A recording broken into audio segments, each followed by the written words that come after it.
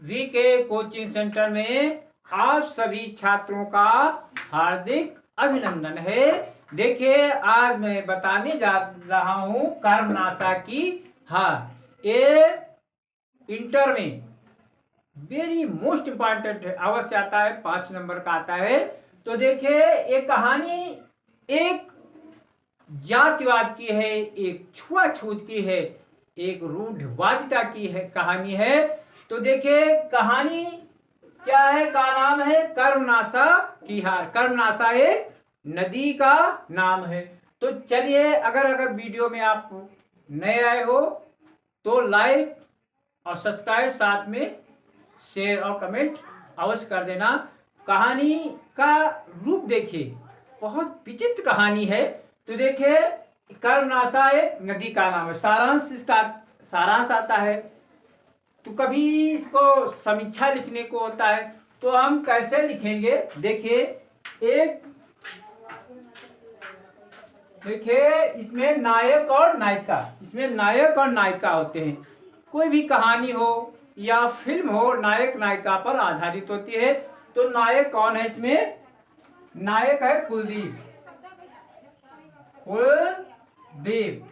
और नायिका कौन है? फुलमत। ठीक है, नायिका फुलमत है। और कर्मनाशा, ये कर्मनाशा कौन है? एक नदी का नाम है, एक नदी है। तो कर्मनाशा एक नदी है और फुलमत एक क्या है? ये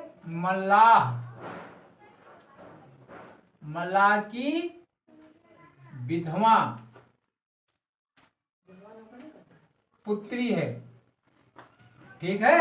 और कुलदीप एक ब्राह्मण वर्गीय है। ब्राह्मण क्या है? कुलदीप ब्राह्मण है। और कुलदीप ब्राह्मण, ये देखिए भैरव पांडे का छोटा भाई है। तो देखिए, भैरव पांडे जो हैं, उनके जब माता पिता मर जाते हैं, और तो कुलदीप का भार उन्हीं पर आ जाता। और भैरव पांडे कौन है? भैरव पांडे, देखिए भैरव पांडे ये अपाहिज हैं। ठीक है, भैरव पांडे अपाहिज हैं।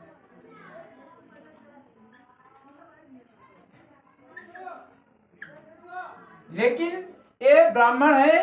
तो देखिए, ये जो फुलमत है, ये मल्लाह की लड़की है, और थोड़ी ही दूर पास में इसका भी मकान है।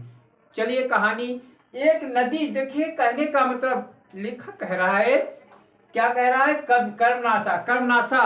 अरे, सांप का काटा तो बच सकता है, विष का खाया बच सकता है, लेकिन कर्मनाशा का पानी छूने से मनुष्य नहीं बचता है। तो ये कहानी आगे मैं बढ़ा रहा हूं। देखिए, कर्मनाशा की हार। तो कुलदीप और फुलमत, इसमें दोनों में प्रेम हो जाता है। कैसे प्रेम हो जाता है? एक दिन क्या होता है, भैरव पांडे बैठे हैं और फुलमत आती है और कहती, मुझे बाल्टी दे दीजिए, क्योंकि भैरव पांडे 2 दिन पहले उससे यहाँ से बाल्टी ले आए थे। जब वो बाल्टी लेने पहुंचती है, तो उसी समय कुलदीप भी आ जाता है।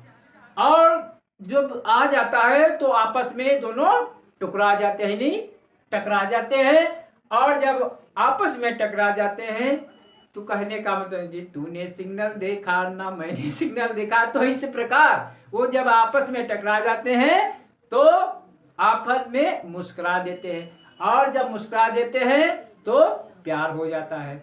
अब जब दोनों में प्रेम हो जाता है, तो प्रेम इतना हो जाता है, तो वो एक दूसरे के बिना रह नहीं पाते हैं। धीरे धीरे क्या होता है, एक दिन क्या होता है, कर्मनाशा की नदी के तट पर कुलदीप फुलमत से मिलने गया।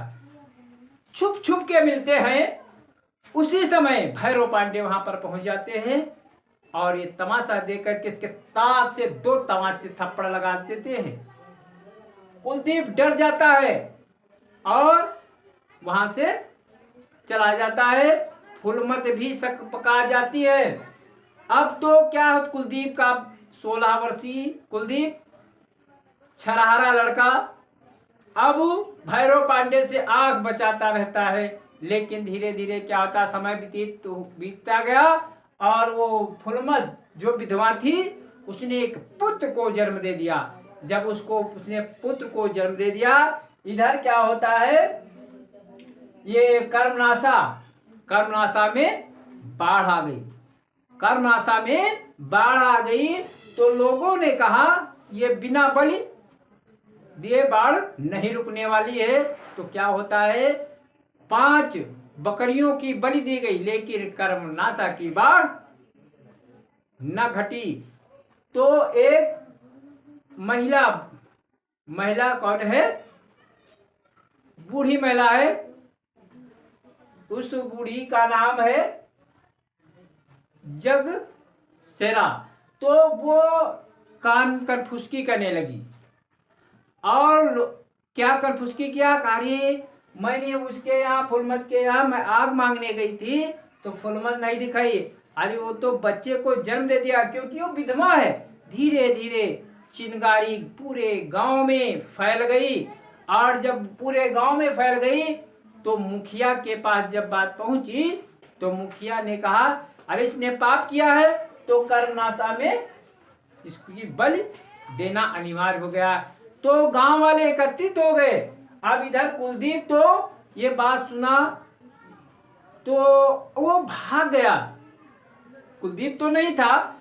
अब इधर कर्मनाशा में इतनी जोर भयंकर बाढ़ है और फुलमत को गांव वाले खींच करके कर्मनाशा की नदी के पास ले आते हैं और फुलमत अपने बच्चे दुधमुहे बच्चे को अपने छाती से लगाए हुए वो रो रही है। लेकिन क्या और उसकी माँ उधर बिलख रही है।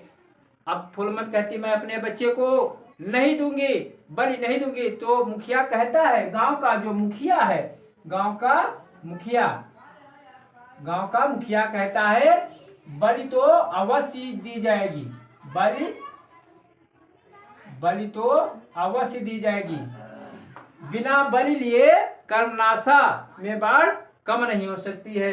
तो अब देखिए वहां फुलमत क्या है, एक पेड़ के नीचे खड़ी है और फूट फूट कर रो रही है। अब वो जब फूट फूट कर रो रही है और मुखिया और पूरा गांव एकत्रित है तो कहने लगा अब इस बच्चे की बलि और फुलमत की बलि होनी देनी चाहिए। तो कर्मनाशा वैसे नीचे घटेगी नहीं। इधर क्या होता है, भैरव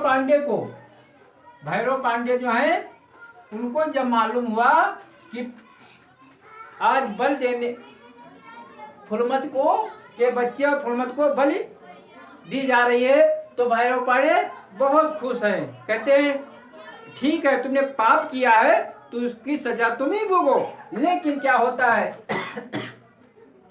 होता है वहां गांव का मुखिया वहां खींच करके फुलमत को लाता है। वो अपाहिज भैरव पांडे जो हैं पहुंच जाते हैं। कहते हैं ठहरो, कह रहे हैं ठहरो। अरे कुलदीप भाग गया, वो डरपोक है, मैं नहीं डरपोक हूं।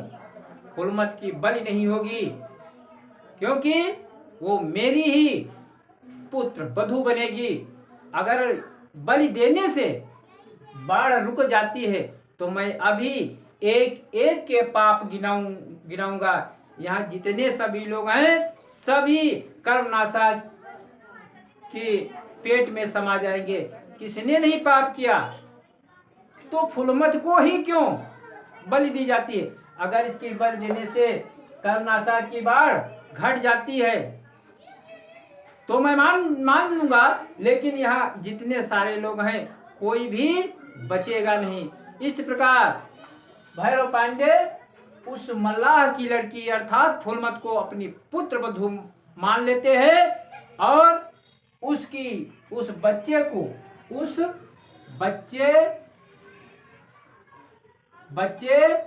की और उसकी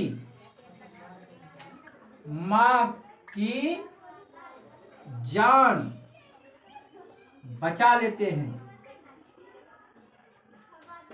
देखिए, जात के ब्राह्मण जरूर हैं, लेकिन वो कह रहे हैं इंसान तो वही है, मल्लाह की है तो क्या है, लेकिन यह गांव वाले उसकी बल देना चाहते हैं। आज भैरव पांडे ने अच्छा निर्णय लिया और उस फूलमत को बचा लिया और अपनी पुत्र वधू बना लिया।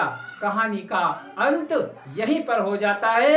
आज का वीडियो मैं यहीं पर समाप्त कर रहा हूँ। वीडियो अच्छा लगे तो लाइक और सब्सक्राइब साथ में शेयर कर देना।